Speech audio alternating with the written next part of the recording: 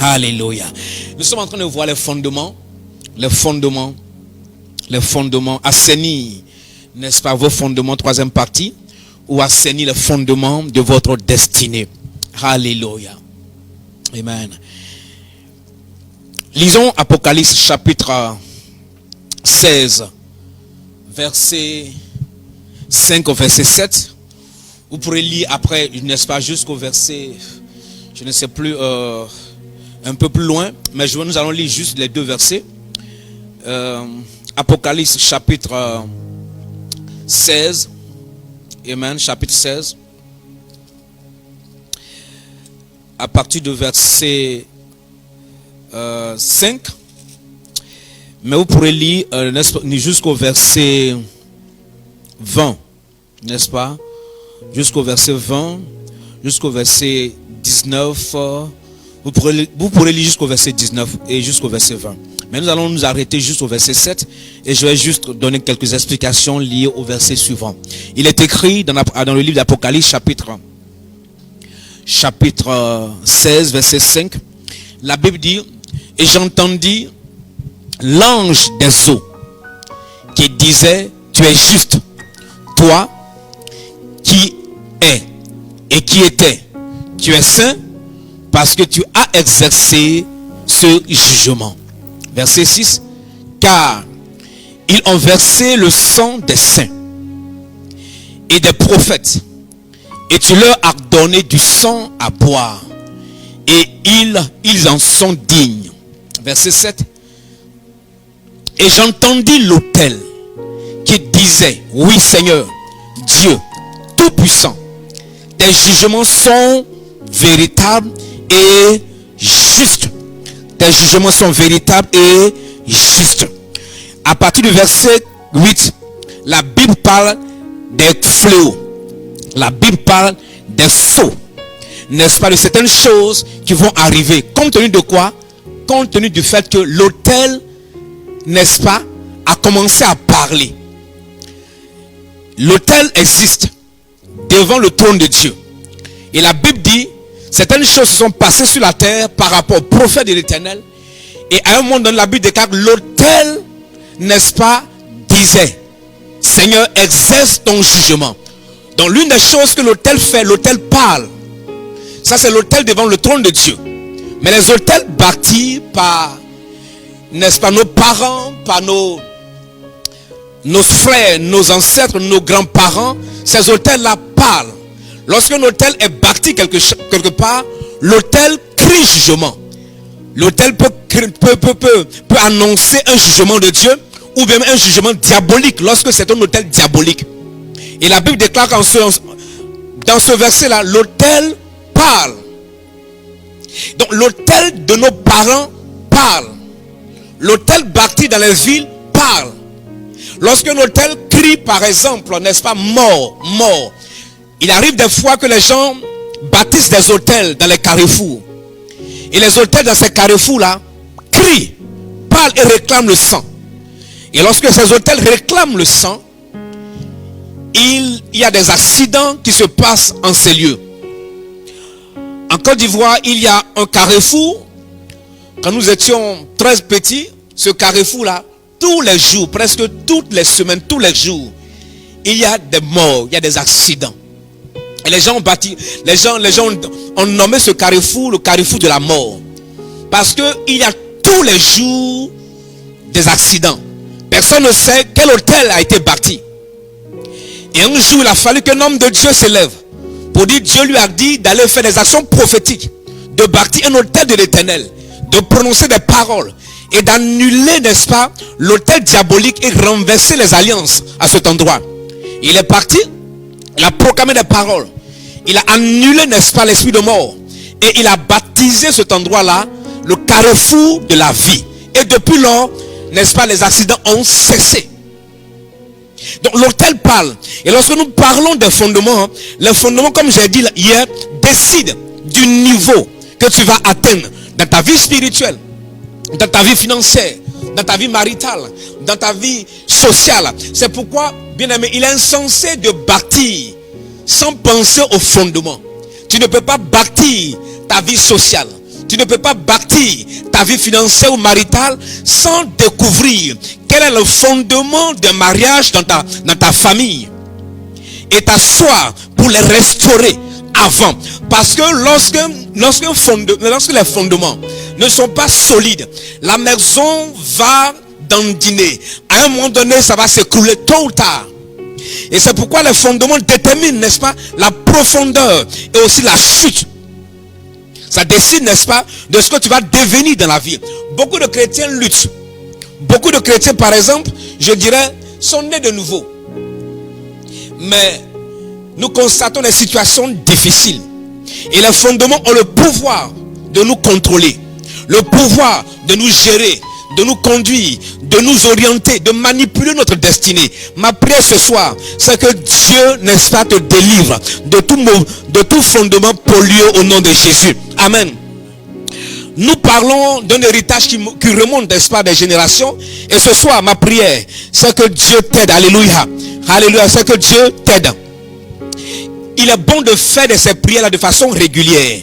Amen. N'hésitez pas à revenir, n'est-ce pas, si vous sentez, n'est-ce pas, le besoin. Puisque les fondements sont si importants. Pour bâtir toute chose, il faut la fondation. Beaucoup de personnes sont sauvées, sanctifiées, remplies du Saint-Esprit. Dans nos églises, les gens sont sanctifiés, remplis du Saint-Esprit, parlant en langue. Des personnes sauvées, mais ces personnes n'avanceront pas tant que le feu du Saint-Esprit, n'est-ce pas, ne touche pas et n'œuvre pas dans le fondement de leur destinée. Les fondements ont la capacité de créer la stagnation du progrès. Ça crée la stagnation. Les fondements pollués également créent des fermetures des cieux et aussi rend le sol dur comme du fer. Une personne peut travailler dur sans avancer. Ma prière ce soir, c'est que ton ciel soit ouvert au nom de Jésus. Ma prière ce soir, c'est que ton ciel soit ouvert, que le sol te donne la grâce au nom de Jésus. Amen. Ce soir, nous allons parler des alliances sataniques. Les alliances sataniques.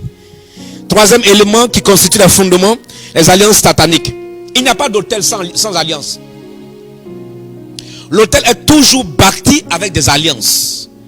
Les hôtels opèrent par alliance. Une alliance, c'est un pacte. C'est un accord entre deux parties. Et l'alliance engage légitimement les parties impliquées. Et lorsqu'il y a des alliances, parfois, les gens font des présents en offre. Parfois, les gens mangent pour sceller l'alliance. Lorsqu'il y a une dot, par exemple, la famille qui reçoit la dot et la famille, n'est-ce pas, du futur époux, après, n'est-ce pas, la présentation de la dot qui constitue l'alliance, généralement les gens mangent. Ça scelle l'alliance. L'alliance aussi est scellée parfois par un sacrifice. Lorsqu'on lit Jérémie chapitre 39, chapitre 34, verset 18, l'alliance aussi est scellée par ce qu'on appelle un monument. Genèse 31, 45 à 46. Genèse chapitre 31, verset 45 à 46. Et ce qui est dangereux, c'est de faire l'alliance entre un humain et les esprits maléfiques.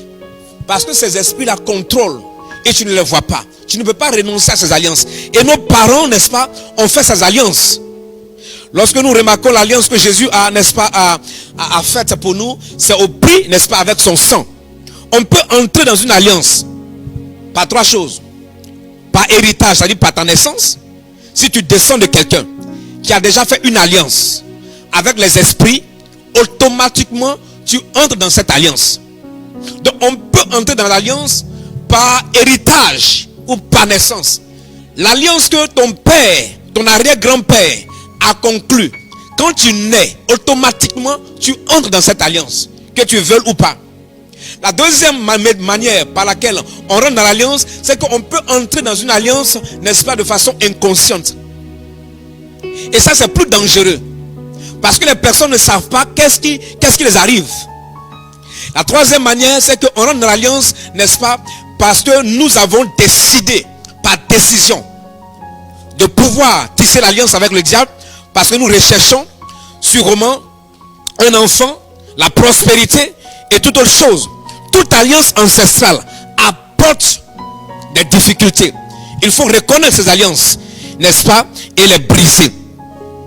Vous savez, quand on parle des hôtels ou des alliances, Il y avait une dame qui a travaillé dans une grande banque au Nigeria. Elle a travaillé plus de 30 ans. Et elle devait aller à la retraite. Elle a reçu assez d'argent pour aller à la retraite.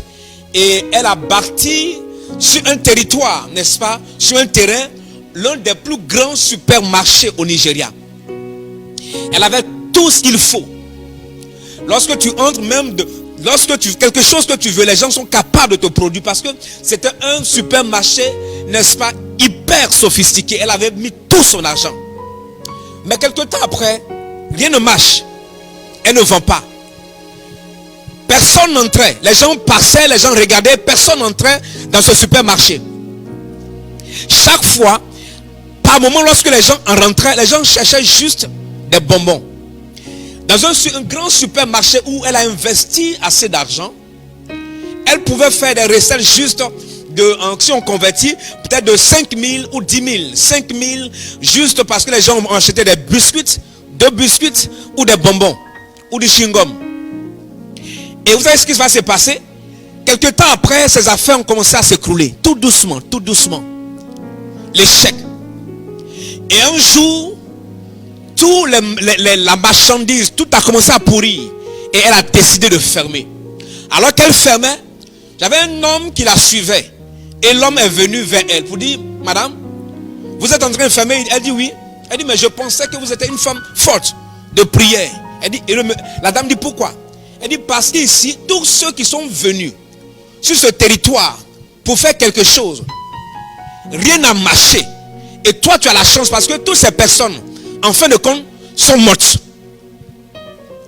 Et le monsieur dit à la dame que sur ce territoire où tu es, 2 femmes enceintes se sont battues. Et elles sont mortes. On les a enterrées dans ce lieu-là. Et les gens ont prononcé des paroles, des incantations.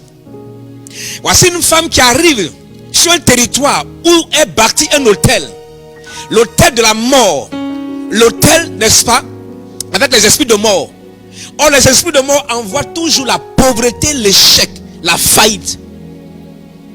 Elle a tout perdu. Elle aurait dû savoir et chercher à savoir quel est l'hôtel de ce territoire, traité avant d'investir. Beaucoup d'entre nous, nous ne savons pas, n'est-ce pas, nous ne connaissons pas le territoire sur lequel nous sommes. Nous ne savons pas ce qui s'est passé dans nos familles. Et nous sommes là et nous avons des difficultés. Ce soir, nous allons prier par rapport aux alliances que nos parents ont tissées. Souvent, les alliances, lorsque les gens tissent les alliances pour toute une génération. Lorsque le monsieur ou le parent qui a tissé l'alliance meurt, l'alliance ne meurt pas. Chaque alliance qu'un homme fait, la personne fait l'alliance avec toute sa postérité, toutes les personnes qui descendent d'elle. Si vous avez un parent, par exemple, qui a été franc-maçon, l'alliance qu'il a tissée, ça veut dire que les enfants également seront frappés par les clauses de cette alliance.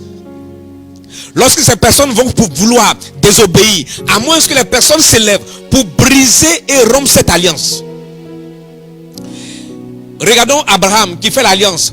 L'alliance d'Abraham avec Dieu, cette alliance-là, n'est-ce pas, agit sur toute la postérité de Abraham.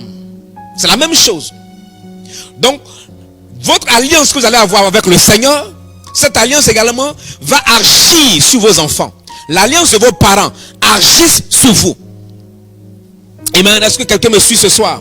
Ma prière ce soir, c'est que toute mauvaise alliance qui influence ta vie, toute mauvaise alliance, tout hôtel diabolique sur un territoire qui affecte tes finances, qui affecte ta destinée, soit annulé par le sang de Jésus. Amen. Soit renversé au nom de Jésus. Amen. Alléluia. Donc, dans les alliances, est-ce que les gens appellent les promesses faites, les paroles qui ont été dites, les clauses. L'alliance a les conditions. On te dit, tu fais telle chose, tu reçois ceci. Tu ne fais pas, voici le malheur. Et beaucoup de personnes n'ont pas respecté. Lorsqu'elles décèdent, la postérité ne poursuit pas. Et le malheur commence à frapper les personnes. Le malheur s'abat sur la famille. Il y a eu un témoignage d'une personne qui a eu un enfant et l'enfant est décédé. Elle fait un enfant, l'enfant décède. Et troisième enfant, l'enfant a vécu pour un temps. Et les gens se sont dit que bon, ça que c'est bon, alors l'enfant va vivre. Quelque temps après, l'enfant est décédé. Et elle s'est dit, mais qu'est-ce qui se passe? Cette femme-là parle avec son mari. Et son mari lui dit, avant que tu ne puisses avoir un enfant, je suis allé consulter un féticheur. Et il m'a dit ce qu'on doit faire. Et à un moment donné, je suis fatigué de continuer. Et ils ont décidé de renouveler cette alliance. Lorsqu'ils sont repartis, le monsieur avec qui ils ont tissé l'alliance est décédé. Et jusqu'à ce jour, jusqu'à un moment où la femme ne pouvait pas avoir d'enfant. Et cette femme-là a cherché à rencontrer un pasteur pour que cette alliance-là soit brisée avant qu'elle ne puisse avoir des enfants. Donc même lorsque le féticheur ou celui qui a contracté l'alliance meurt, cette alliance-là subsiste. Cette alliance affecte votre destinée. Ce qu'on appelle l'alliance diabolique. Il y a ce qu'on appelle maintenant les symboles de l'alliance. En 4, les symboles de l'alliance. Chaque alliance a un symbole. Pour Jésus, c'est son sang. Le symbole peut être un animal, peut être de l'argent, qui est scellé sur l'autel. Souvent, dans les familles, on dit que nous, on ne mange pas tortue, on ne mange pas tel animal, on ne mange pas ceci, on ne mange pas cela. C'est un symbole d'alliance. Et ce symbole-là, il faut le connaître pour s'attaquer à ce symbole. Il y a des gens qui ont fait l'alliance en enterrant, n'est-ce pas, soit un mouton vivant. Souvent, ils vont au bord de la mer, ils offrent, n'est-ce pas, des moutons. Ça peut être de l'argent. Tout ce qui est symbole d'alliance doit être brisé, doit être annulé. Sinon, ça affecte la vie des gens. Et je parle souvent à mes fils, à mes frères, à mes filles, à mes frères et soeurs dans l'église. Je dis, et cherchez à connaître vos parents. Moi, j'ai cherché à connaître mieux mon père à un moment donné. On pensait que tout allait bien. Et un jour, quand mon père a commencé à dire, il disait qu'il a été curieux et qu'il allait voir, il allait jusqu'au Niger. Et les gens lui ont demandé de leur donner un chameau. Il a acheté un chameau. Et les gens lui ont dit, cette mallette-là, tu vas avec. Et à 1h du matin, tu ouvres dans ta chambre, personne ne doit voir. Il y aura de l'argent dedans. Il est reparti, n'est-ce pas? Et à 1h du matin, il a ouvert cette mallette remplie d'argent. D'après lui, il n'a pas utilisé cet argent. Mais il nous a dit que à partir de ce jour, il a entendu un bruit dans la maison. Comme si les gens sonnaient, n'est-ce pas, une grande cloche. À partir de ce jour, tous les jours, à la même heure, le son là résonne. Ça m'a amené à comprendre, à prier, à briser, alléluia, à briser sur ma vie. Il y a certaines choses qui ont été faites, les pactes diaboliques. Et si tu n'es pas informé, même étant chrétien, souvent je vois les chrétiens, les gens luttent. Même les pasteurs remplis d'onction, remplis du Saint-Esprit, qui parlent la langue. Vous allez voir nos frères chrétiens qui sont remplis du Saint-Esprit, qui chassent les démons. Parfois tu les regardes, tu dis, mais qu'est-ce qui ne va pas? Ce qui fait que le monde ne veut pas venir à l'église là, c'est que on ne veut pas traiter nos origines. On a honte parfois de dire d'où je viens. Ton père est féticheur, il faut dire qu'il est féticheur. Il faut te lever et tendre de nouveau pour traiter ces alliances sataniques. C'est ce que Dieu a demandé à Gédéon, de traiter, n'est-ce pas, l'autel de son père, de briser cette alliance de pauvreté. J'ai dit hier que le premier jour du mois, ce mercredi, que l'alliance de Gédéon, l'autel qui combattait Gédéon, c'était l'autel de la pauvreté et l'autel de la petitesse. Partout où Gédéon battait, il était dernier. Il dit, je suis le plus petit de la maison de mon père. Je suis le plus petit dans la tribu de Manassé. Ma famille est la plus pauvre. C'est une alliance satanique, diabolique. Que cela soit révoqué sur ta vie ce soir. Que cela soit révoqué sur ta vie ce soir. S'il y a une alliance inconsciente dans ta situation ce soir, que tu ne sais pas, par le sang de Jésus, je révoque au nom de Jésus.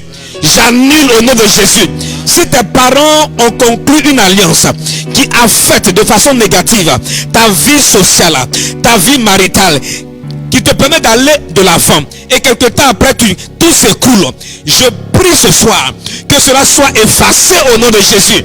Amen. Ce sont les déclarations que je fais. Il faut croire, il faut déclarer que tu reçois. Alléluia. Amen. Parce que ce que tu reçois, c'est ce que Dieu atteste dans ta vie. Amen. Alléluia. Lorsque les gens donnent l'argent, c'est une dette. C'est une dette pour la famille. 5e élément, je vais aller plus rapidement, c'est ce qu'on appelle les serments, les vœux ou les promesses de l'alliance. Lorsqu'il y a une alliance, les gens parlent. Les gens déclarent des paroles.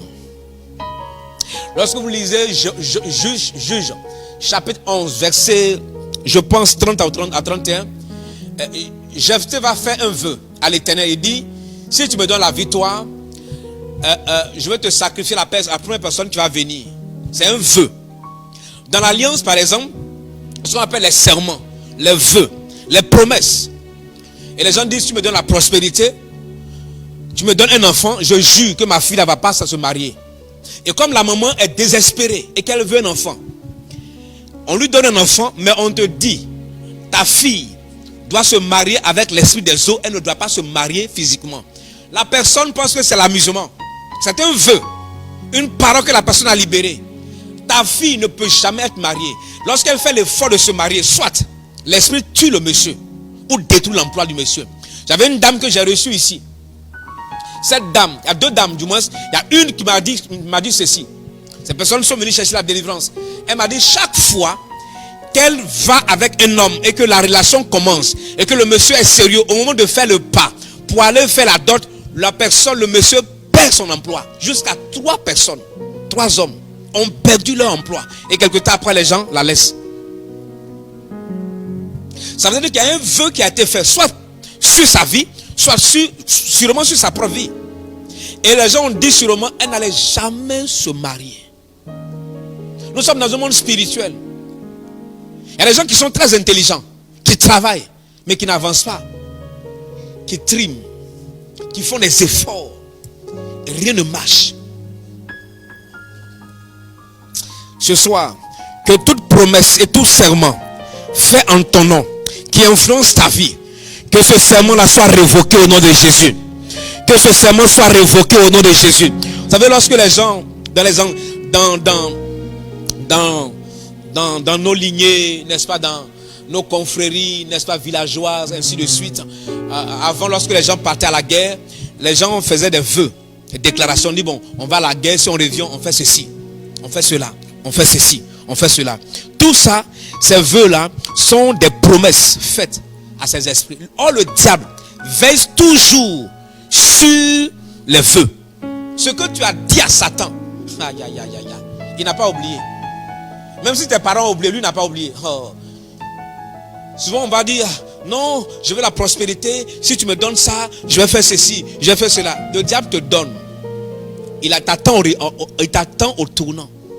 Il attend nos parents au tournant. Vous parlez des mystiques, des féticheurs, des sorciers, des gens qui ont tué, des gens qui ont... Imagine, moi j'ai vu sur la route de mon village, des gens sont allés tuer une femme. Ils ont coupé la langue de cette femme. Ils ont coupé son sexe. Et un béninois nous a expliqué à mes parents que en réalité on ne tue pas la personne avant de couper sa langue. On la prend vivant. Et les gens l'attachent. Et les gens la font les personnes qui veulent sacrifier cette femme-là font en sorte que ses fesses prennent le sol. Et ils tirent sa langue et ils coupent. Ils ont arraché son sexe.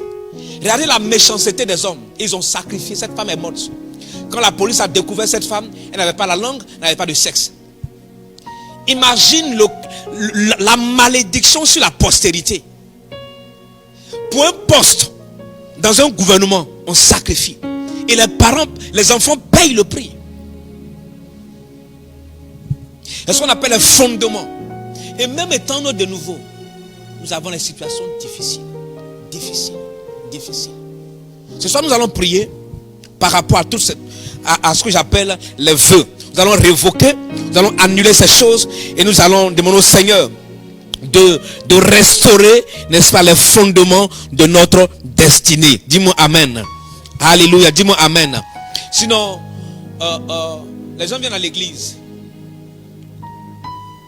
C'est pas parce que les gens ne sont pas sanctifiés. Hein? Mais regardez nos églises. Regardez nos églises. Regardez nos chrétiens. Quelqu'un peut... Comment un chrétien, même dans un service, tu n'arrives même pas à obtenir et à avoir une promotion. Et les gens disent, ma patrie est dans les cieux. Ma patrie est dans les cieux. La Bible déclare que Dieu, la Bible déclare que les cieux sont les cieux de l'Éternel. Et il a donné la terre aux fils des hommes. Là où tu peux expérimenter la joie, la paix, le bonheur, l'abondance, la prospérité, pour être, n'est-ce pas, la gloire de Dieu, c'est sur la terre. Au ciel, il y a une seule personne qui règne. Christ assis sur son trône. Nous irons juste pour l'adorer. Tu as besoin que quelque chose change de ta vie. Je te parle pour que tu sois révolté. Si tu le fais, des choses vont changer. Ta condition va changer. Vous savez, j'ai tellement, parfois je priais, je vais vous expliquer la situation. Laisse-moi te donner juste quelques exemples et puis nous allons prier parce que je ne voulais pas assez prêcher ce soir. Je veux qu'on prie assez. Amen. J'étais né de nouveau, sanctifié, chassant les démons. On parlait en langue. Mais à un moment donné, quand j'ai fini, à un moment donné, tu as l'impression que tout est fermé. Et tu as l'impression que le diable lui-même est dans la chambre avec toi. La situation était tellement difficile. Et puis un jour, j'ai jeûné et puis j'ai prié. Et puis la nuit, je fais un rêve. Dans le rêve, je me retrouve au village. J'ai expliqué aux gens plusieurs fois. Dans mon village, à l'entrée de mon village, je vois que tout ce que j'avais dans le sac, j'avais un sac, j'avais des enfants autour de moi, je sortais les cuillères et les fourchettes. Toutes les fourchettes que je sortais étaient cassées, brisées. Toutes les cuillères étaient brisées. Toutes les fourchettes étaient brisées. Il me restait la dernière fourchette, la dernière cuillère. Quand j'ai ressorti, cela a été intact. Et j'ai entendu une voix qui dit, l'alliance des pères a donné l'autorisation à Satan de briser, détruire ta destinée, de détruire, n'est-ce pas, ta vie sociale. Mais ne permet plus jamais à Satan de toucher à cela. Maintenant, je vais jeûner 3 jours. Je vais 3 jours de jeûne et prière dans la maison de mon père. Le 3e jour, jeûne et prière à sec. Le 3e jour, je pense vers 3 h du matin ou 4 h, je fais un rêve. Dans le rêve, je vois la chambre principale de mon père. Je vois une caisse. Et sur cette caisse-là se trouve une vieille femme assise. Et c'est comme si la caisse est transparente et je peux voir de l'or, des bijoux, je peux voir, n'est-ce pas, des trésors. Et je vois autour de cette maison, n'est-ce pas, comme une prison, des barres de fer. Tout le monde était embrigadé, emprisonné. Personne ne pouvait sortir. Et j'ai entendu une voix qui dit, c'est cette femme qui est l'esprit, cette femme qui gère et qui veille sur cette alliance. Elle est assise sur votre prospérité. Quelque temps après, je me suis dit, mais est-ce que ce n'est pas l'alliance que mon père a faite qui est en train, n'est-ce pas, d'agir dans la famille? Et la Bible, quand j'ai suivi cela, cette femme était assise. On m'a demandé de prier contre elle. J'ai commencé à prier. Lorsqu'elle est tombée. Maintenant, je devais sortir. Je sors, je vois comme si je me trouve dans une prison. Et devant cette prison, il y avait des géants. Des êtres géants spirituels qui étaient là. Et qui empêchaient toute personne de sortir. J'appelle ça la prison spirituelle. Et après ma prière, ces géants sont tombés. Et les portes se sont ouvertes. Quand je suis sorti, bien aimé, c'est comme si j'ai fait un jeûne de 40 jours. Je suis resté couché. Je n'avais plus de force. Parce que j'ai su que le combat était intense. Combat spirituel. Je n'avais plus de force. Jusqu'à 6 h, 7 h, je ne pouvais même pas me lever.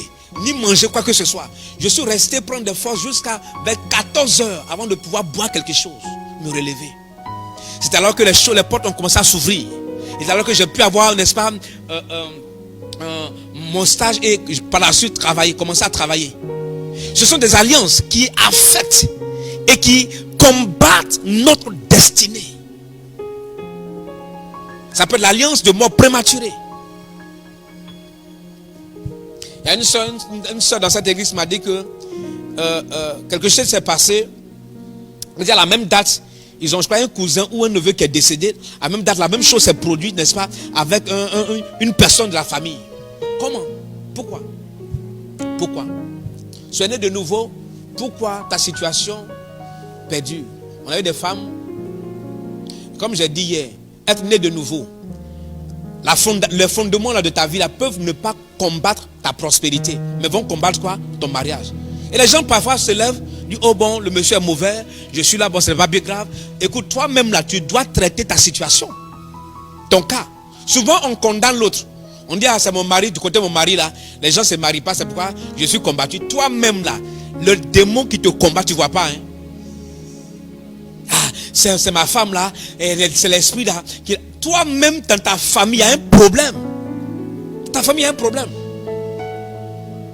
Quand tu vois tes cousines, elles sont mariées.